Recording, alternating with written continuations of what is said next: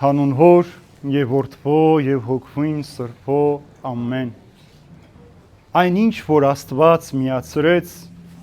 մարդը թող երբևէ չբաժանի։ Սովորական օր էր, սիրելիներս, երբ Հիսուս Գալիլեայի կողմից վերադարձավ Հրեաստան, եւ քանի որ շատ ժողովուրդ էր հետևում Հիսուսին, այդ ժամանակ փարիսեցիները մոտեցան Հիսուսին փորձելու մտադրությամբ եւ հարցրեցին. Արդյոք օրինավոր է, որ որևէ տղամարդ առանց պատճառ իր կնոջից բաժանվի, արձակի նրան։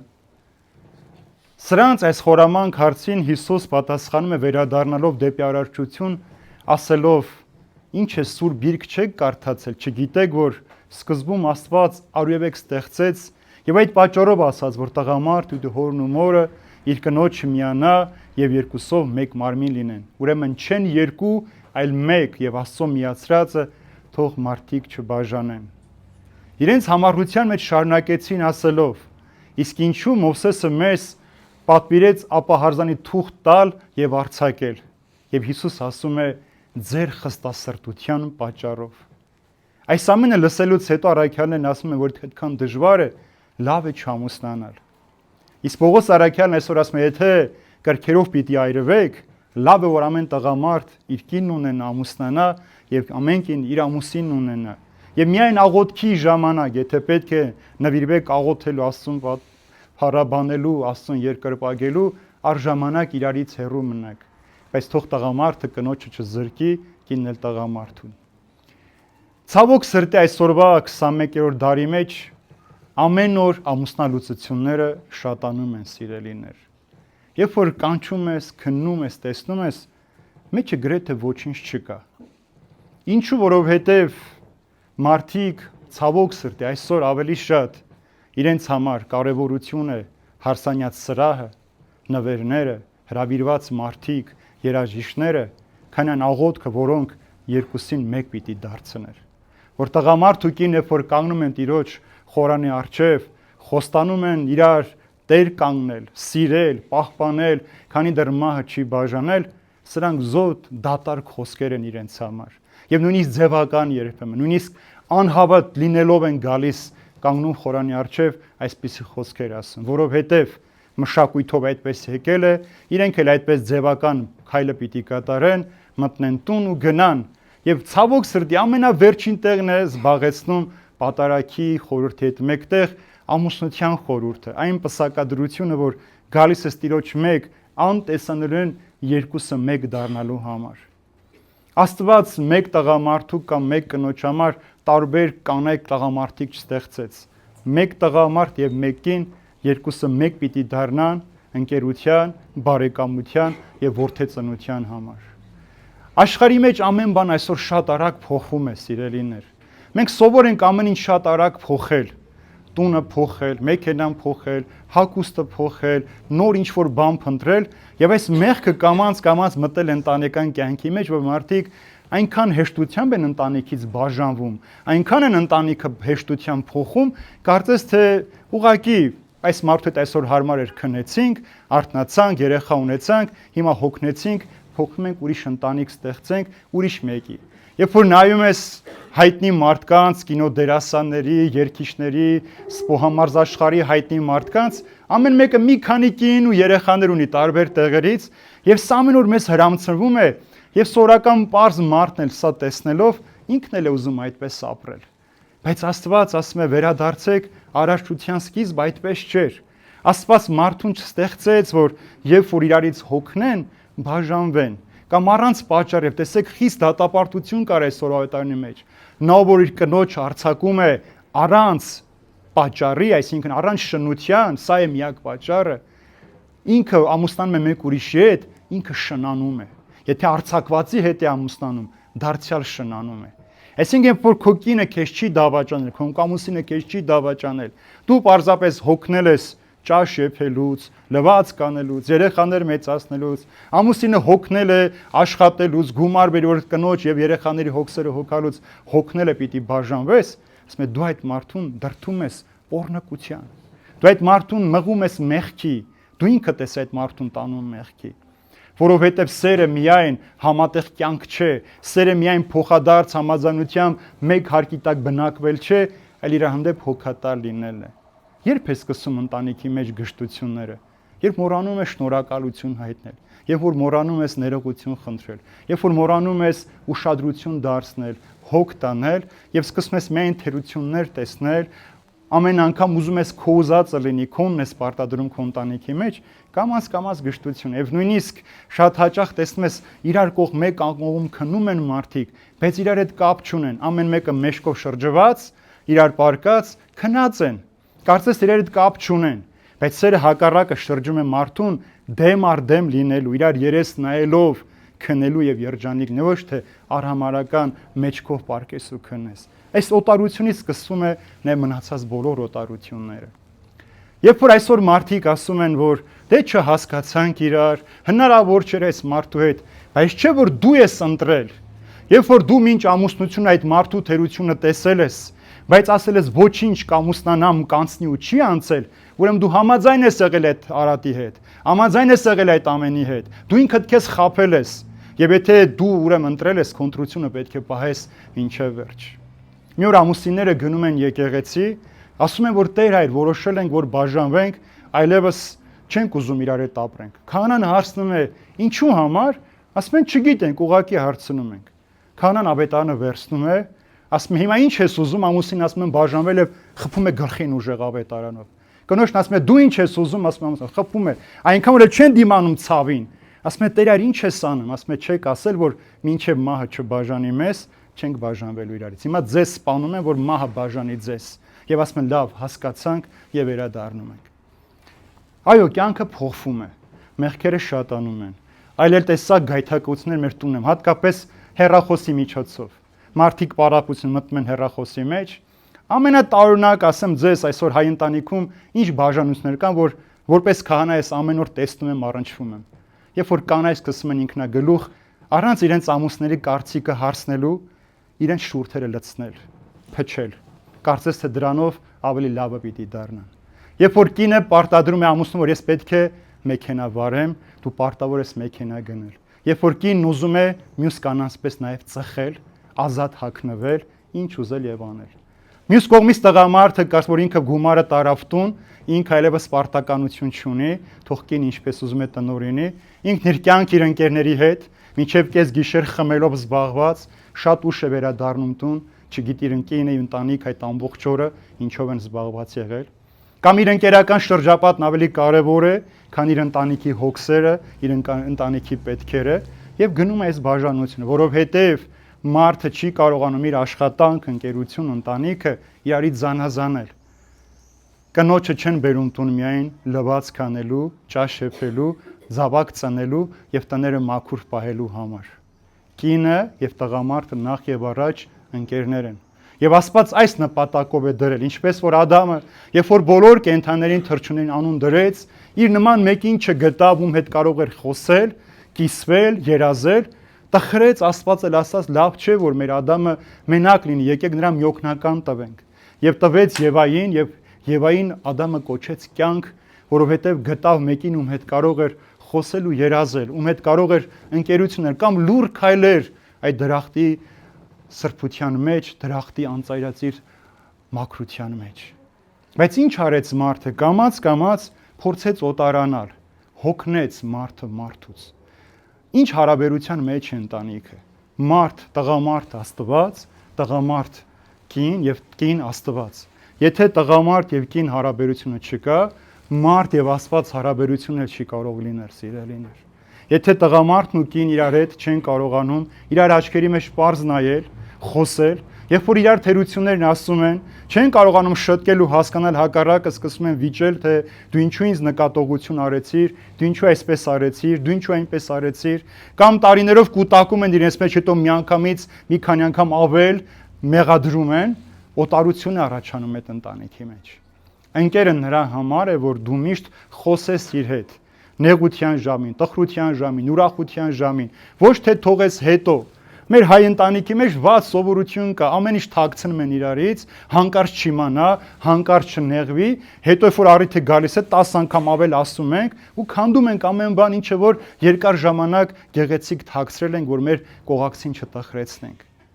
Երկրորդը բարեկամությունն է տղամարդու եւ կնոջ մեջ։ Տղամարդն ու կինը բարեկամ են, այսինքն իրար բարին կամեցողն են։ Մինչև ամուսնություն, մինչև խորանի առջև կանգնելը տղամարդն ու կինը ազատ են։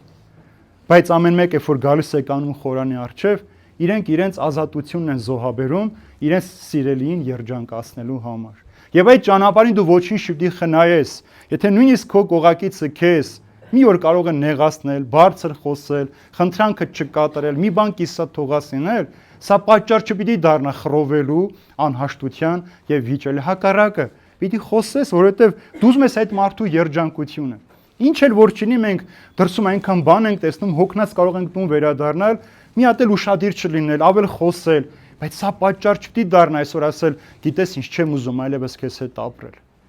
Ինչ նորություն կա այսօր Հայաստանի մեջ, քանի որ կանայք սկսել են շատ բարձր վարձատրվել, մտածում են, որ կարիք չկա, որ որևէ տղամարդ իր գլխին լինի, իրեն հրամայի այս բանն արգելի, այն բանն արգելի, լավ է ես 1 օր ամուսնանամ, մի զավակ ծնեմ, բաժանվեմ ու ազատ ապրեմ։ Սա է այսօր գնում աշխարհի մեջ։ Այս մեղքն է տարածվում աշխարհի մեջ։ Տղամարդն էլ ուզում է որ կին ունենա, բայց չխոսի, ոչինչ չպահանջի, ինչ որ տանուտի սուս մնա իր տանը մեջ, վերջ։ Այսքանը։ Դրա համար այսօր ինչ է առաջացել աշխարհի մեջ, մարդիկ պայմանագրով ամուսնանում են։ Պայմանագիր են ստորագրում, ինչև ամուսնանալը, որ բաժանվելուց հետո ով ինչ պետք է տանի իր հետ։ Այստեղ այլևս սեր չկա, սիրելիներ։ Սա կա երկու տարբեր մարդկանց համաձայնությամբ, համատեղ մեկ հարկի տակ ապրել, հետո երբ որ իրարից հոգնենք, կբաժանվենք։ Նույնիսկ այսօր գրքեր են հրատարակում հարաբերություններ առանց պատասխանատվություն, այսինքն սիրենք իրար, եթե լավ կլինենք իրար հետ, քնենք, արթնանանք, եթե հանկարծ տեսնենք լավ է, կամուսնանանք, եթե ոչ, առանց պատասխանատվության պիտի բաժանվենք։ Նայում ես տեսնում ես շատ նշանավոր մարդիկ 3 երեխա ունեն, հետո նոր որոշում են եկեղեցով պսակադրվեն, օրինական ամուսիններ դառնան, եթե մինչև այդ չեն բաժանվել։ Հետեսեք խստասրտության պատճառ, ասում է ձեր խստասրտության պատճառով։ Երբ է ամուսնալուծությունը կարելի, երբ որ կա դավաճանություն, թե տղամարդու թե կնոջ կողմից, իրավունք ունեն բաժանվել, շնացող այլևս իրավունք չունի երկրորդ անգամ պսակադրվելու կամ ամուսնանալու։ Երկրորդ, երբ որ կողմերից մեկը վարակիչ հիվանդ է, կարող են բաժանվել, եւ երրորդը մահն է։ Բայց քանի որ մեղքերը կամանց շատացան մեր կյանքի մեջ, հարբեցողություն, թմրամոլություն, խաղամոլություն, բռնություններ, եկեղեցին ստիպած թույլ տվեց սա էլ պատճառ դառնա բաժանությունների։ Բայց տեսեք նորից ասում է ձեր խստասրտության պատճառով։ Այսինքն սա Աստծո կամքը չէ, Աստծո ցանկությունը չէ, այլ հակառակը սա մեր գործած մեղքերի հետևանքն է, որպեսզի բռնությունը հետո մահ չբերի։ Մենք տեսեք անցյալ օրը 2 օր առաջ էր, 2 եղբայր հաց թխելու գրնակով իրենց մորը սպանել էին։ Ծեծելով սպանել էին։ Կամ ամուսինը կնոջը խանդի հողի վրա սպանել էր, կամ կինը ամուսնուն էր սպանել նույնպես խանդի հողի վրա։ Սա առօրյան է մարդկային կյանքի, որովհետև սերը հանված է մարդու կյանքի միջից, բերված է պարզապես սեռական ցանկությունը, արտաքին գեղեցկությունը, մի քիչ էլ շահը, թե ով ինչ եկամուտ ունի, այդպես ապրի։ Ձեզ մի օրինակ պատմեմ, իմ կյանքից տեսած, որ բաժանության պատճառ է դարձել, սիրելիներ։ Երբ որ արդեն պետք է ամուսնանան, տղայի մայրը համաձայն չի եղել աղջկան։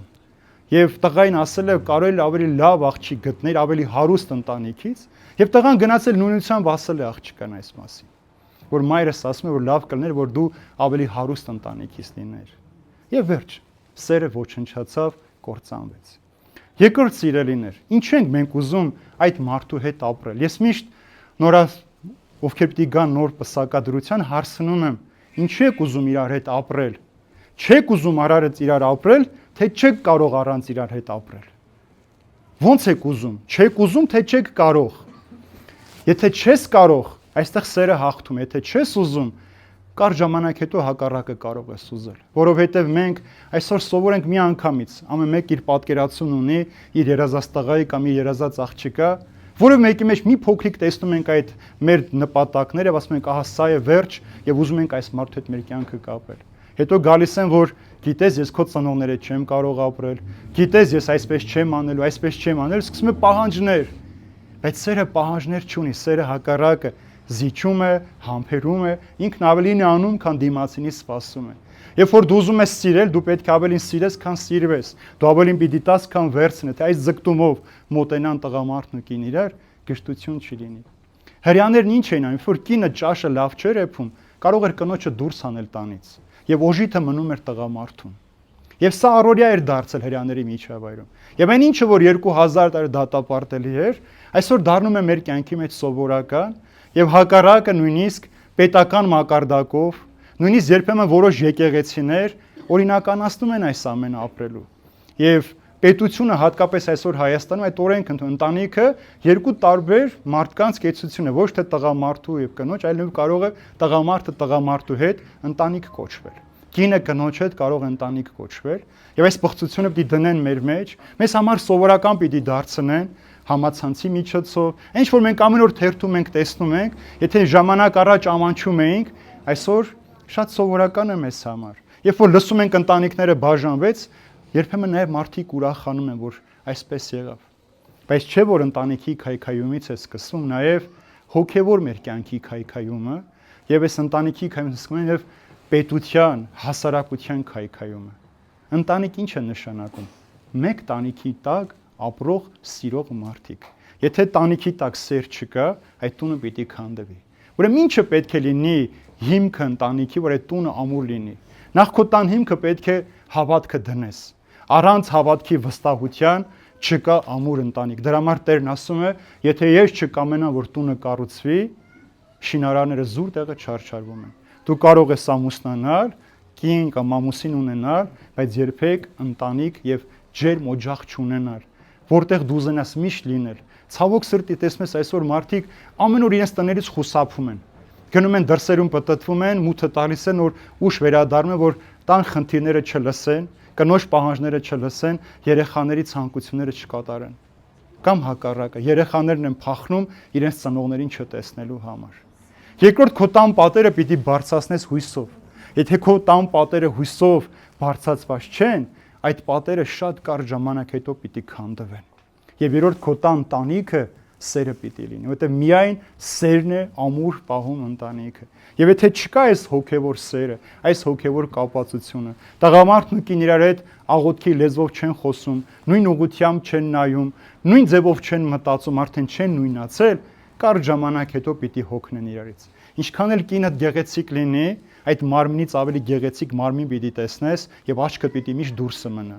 Ինչքան էլ որ ամուսինդ խելացի հարուստ լինի, ավելին պիտի տեսնես աչքը դուրսը պիտի մնա։ Ինչքան դժգոհես քո ունեցածից, այնքան պիտի օտարանաք իրարից։ Ինչքան քո ամուսնուն կամ կնոջը համեմատես ուրիշի ամուսնու կամ կնոջ հետ, այնքան պիտի օտարանաս քո կյանքի մեջ եւ պիտի գա պատճառը, որ մենք էլ առաքյաների պես պիտի ասենք լավ է չամուսնանանք։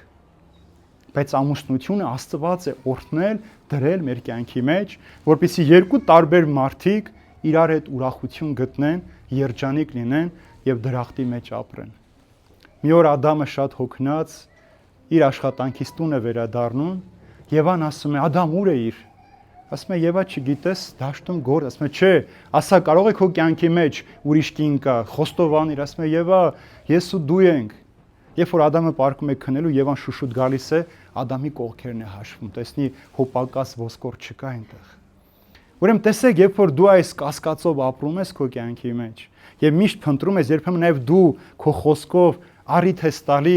այլ ուղղությամբ մտածելու համար։ Երբ որ դու անդադար դժգոհում ես, դու քո ամուսնուն դրթում ես ուրիշ տեղ գնալու։ Երբ որ ամուսինը անդադար իր կնոջը անտարբերությամբ ապրում է, իր կնոջը դրթում է ուրիշի վրա ուշադրություն դարձնելու։ Ուրեմն սերը այս հոգևոր կապվածությունն է սիրելիներից։ Դրա համար Տերն ասում է այդ պատճառով տղամարդը պիտի հորն ու մոր, այսինքն պիտի առանձնանա հորից ու մորից, իր կնոջը միանա եւ երկուսով մեկ մարմին լինեն։ Ուրեմն մեկ են։ Եվ եթե ընտանիքի մեջ շարունակվեց ես ու դու մնալ եւ ես ու դուն ամեն օր արթնան ասել ես այսպես արեցի, դու այսպես արեցիր, այդ տուն էլի պիտի քանդվի։ Եթե ես ու դուն չզիջեց մենքին ու մերին, մենք ամեն օր պիտի պարտվենք։ Եվ երբ որ մենք իրար չկարողացանք ներել, իրար չկարողացանք հասկանալ, այդ տունը պիտի կարող ենք ապրել, Ցավոք սրտի մեր հայրականության մեջ շատ հաճախ մարդիկ երեխաների համար են իրար հետ ապրում, բայց ոչ իրենց համար։ Ամբողջ մի կյանք դժբախտ ապրում են երեխաների համար։ Այդպես պետք չէ երեխաների համար ստիպված ապրել։ Դուք պետք է իրար համար ապրեք։ Դուք իրար եք խոստացել սիրել, ոչ թե երեխաներին սիրելու համար եք իրար հետ ապրել։ Դուք խոստացել եք իրար հետ իրար երջանկացնել եւ այդ երջանիկ ընտանիքը փոխանցել ձեր զավակներին։ Թող Տեր օրհնի մեզ բոլորս, սիրելիներ, որ մեր ընտանիքների մեջ ցավոք սրտի տղամարդիկ շատ քիչ են աղոթում, տղամարդիկ շատ քիչ են հոգևոր կյանքի մեջ, աշխարհի բոլոր եկեղեցիներում կանայք ավելի շատ են, քան տղամարդիկ, եւ կանայք երբ որ աղոթում են այդ աղոթքի հետ մեծ ամուսներին բերեն այդ աղոթքին, իրար հետ խոսեն Աստծո լեզվով, որպեսզի կարան խոսել սիրո լեզվով, մարմնի լեզվով եւ ընտանիքի լեզվով։ Թող Տիրոջ սերն ու խաղաղությունը բոլոր ընտանիքների վրա լինի, Աստված ամուր պահի, որպեսզի մեր ամուր ընտանիքներով ամուր պետություն եւ ամուր եւ ուժեղ հասարակություն ունենանք։ Այժմ եւ հավիտյանս հավիտենից ամեն։